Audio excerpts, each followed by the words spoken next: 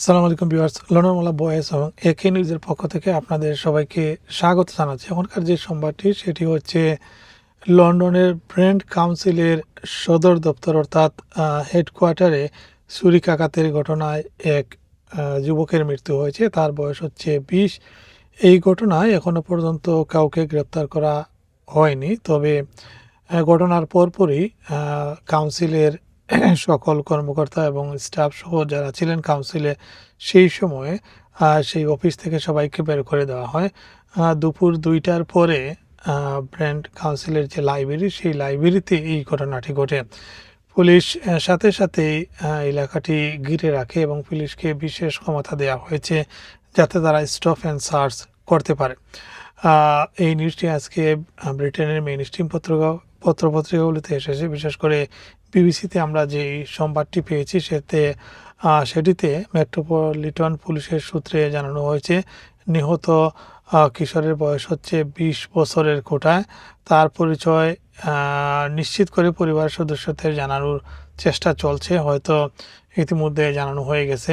ঘটনাটিকে হত্যাকাণ্ড হিসেবে তদন্ত শুরু করেছে পুলিশ, এখনও পর্যন্ত কাউকে গ্রেপ্তার করতে পারেনি।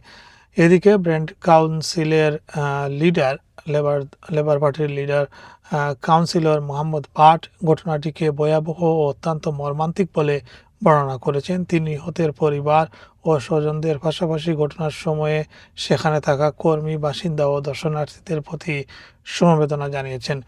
ঘটনার পর ব্র্যান্ড সিভিক সেন্টার খালি করে দেওয়া হয়েছে এবং পরবর্তী নির্দেশ না দেওয়া পর্যন্ত সেটি বন্ধ থাকবে। মানুষকে ওই এলাকা এড়িয়ে চলার আহ্বান জানিয়েছে কাউন্সিল। এদিকে এলাকায় বাড়ানো হয়েছে পুলিশের উপস্থিতি, স্টপ অ্যান্ড সার্চের ক্ষমতা দেওয়া হয়েছে পুলিশকে। পুলিশ বলছে যে কয়েক ঘন্টা ব্র্যান্ড সিভিক সেন্টার ও আশপাশ এলাকায় পুলিশের উপস্থিতি বাড়ানো হবে বলেও জানানো হয়েছিল। লন্ডন অ্যাম্বুলেন্স সার্ভিস জানিয়েছে ঘটনাস্থলে অ্যাম্বুলেন্স